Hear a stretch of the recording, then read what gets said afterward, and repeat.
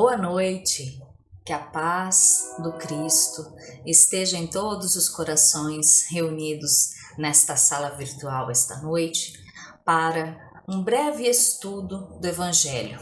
Nos reunimos para o Evangelho no Lar, que a tua casa seja abençoada, visitada pelos bons espíritos e esteja repleta de paz neste momento. Antes de iniciarmos, lembramos que os irmãos que queiram devem colocar aí ao lado um recipiente com água para que ela seja fluidificada durante o transcorrer desse nosso breve estudo. Para iniciar, nós vamos fazer a leitura de uma página do livro Calma, que é pelo Espírito de Emmanuel e a psicografia do Francisco Cândido Xavier. Vamos lá. Ele diz o seguinte: nas crises, estarás talvez diante de algum problema que te parece positivamente insolúvel. Não acredites que a fuga te possa auxiliar.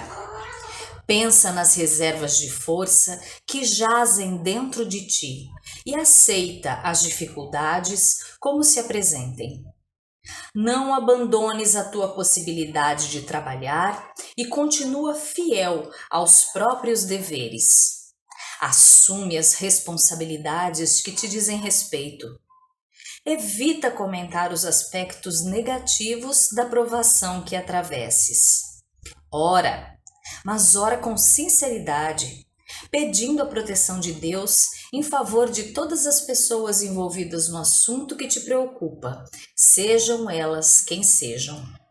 Se existem ofensores no campo das inquietações em que porventura te vejas, perdoa e esquece qualquer tipo de agressão que hajas sido objeto. Esforça-te para estabelecer a tranquilidade em tuas áreas de ação, sem considerar sacrifícios pessoais que serão sempre pequenos, por maiores te pareçam, na hipótese de serem realmente o preço da paz que necessitas. Se nenhuma iniciativa de tua parte é capaz de resolver o problema em foco, nunca recorras à violência, mas sim continua trabalhando e entrega-te a Deus. Que mensagem linda essa de Emmanuel! Nós tantas vezes nos vemos em tribulações e ele nos diz que o perdão, o trabalho, a compreensão são as saídas possíveis para todos os tipos de tribulação. E quem de nós não as vive nos dias de hoje, não é, meus irmãos? Sejam elas no campo material ou no campo espiritual. Mas o caminho é: trabalha, ora, perdoa, compreende. E assim vamos seguindo como estudantes do Espiritismo que nós somos. Vamos então orar para dar abertura a esse nosso momento de estudo. Amado Mestre Jesus, nós nos reunimos agora em torno da mesa do Evangelho e pedimos o teu auxílio para que neste momento nossa consciência se amplie e possamos compreender melhor as tuas palavras. Abençoa, Senhor, os nossos lares neste momento e envia até nós os bons espíritos para que possamos desta forma compreender melhor a lição desta noite. Esteja conosco, Jesus amigo, agora e sempre. Que assim seja, graças a Deus. Para o Evangelho desta noite, nós escolhemos um item do capítulo 10, Bem-aventurados os que são misericordiosos. E esse capítulo fala sobre a misericórdia, que é uma expressão do perdão. E nós vamos falar especificamente sobre o item 16, que é uma mensagem do Espírito José, que foi dada em Bordeaux, na França, no ano de 1863. E ele fala especialmente para nós espíritas sobre a indulgência. A indulgência é a disposição para perdoar. Quando somos indulgentes, somos tolerantes, somos brandos, temos disposição para o perdão. Vamos ver então o que é que o Espírito José, que é o Espírito protetor, nos fala aqui nesse item 16. Espíritas, hoje queremos vos falar da indulgência, sentimento doce e fraternal, que todo homem deve ter para com seus irmãos, mas do qual bem poucos fazem uso. A indulgência não vê os defeitos dos outros, ou, se os vê, evita falar dele, divulgá-los. Ao contrário, oculta-os, a fim de que não se tornem conhecidos, senão dela unicamente, e, se a malevolência os descobre, tem sempre uma desculpa à mão para os disfarçar, isto é, uma desculpa plausível, séria, e não das que com a aparência de atenuar a falta, mais a evidenciam com perfidabilidade. Olha que coisa linda.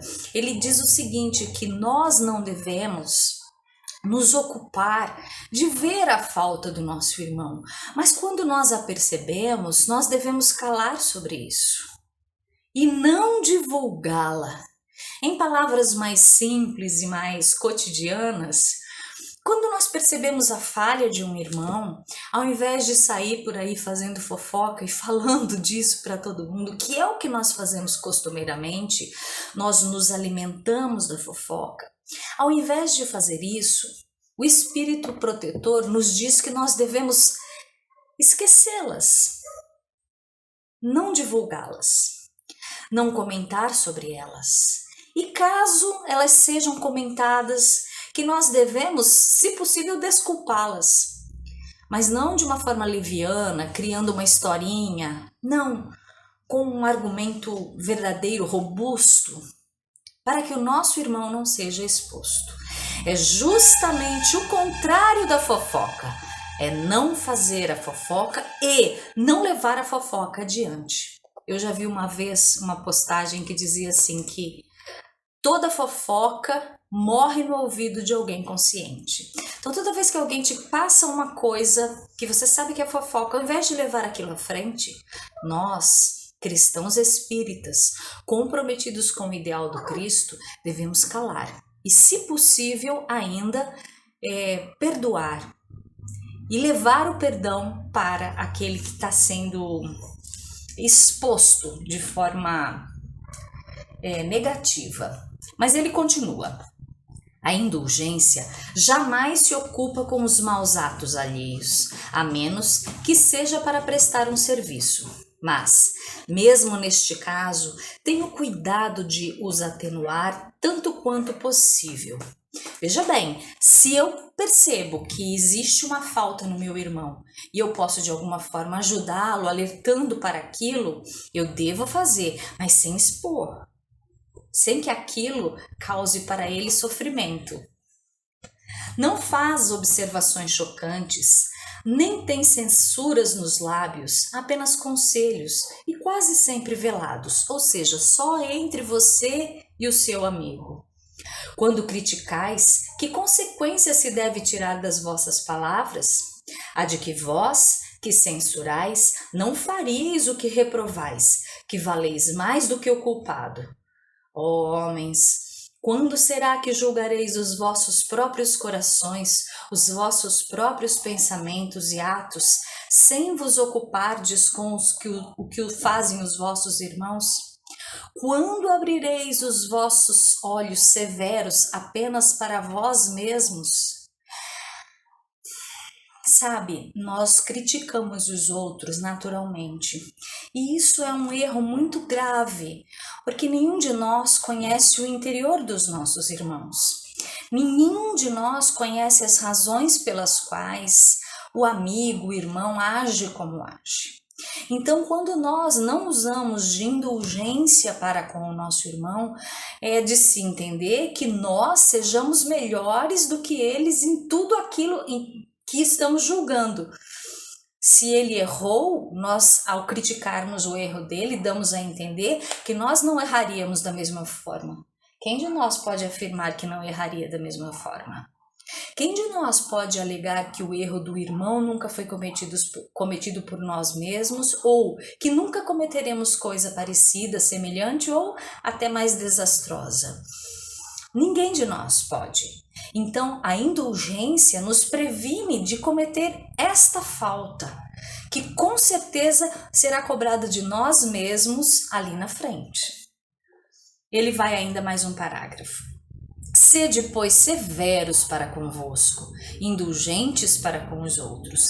Lembrai-vos daquele que julga em última instância, que vê os secretos pensamentos de cada coração e que, por conseguinte, desculpa muitas vezes as faltas que censurais, ou condena as que desculpais, porque conhece a razão de ser de todos os atos.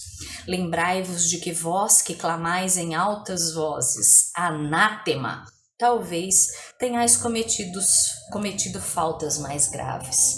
Nenhum de nós conhece a falta verdadeira dos nossos irmãos.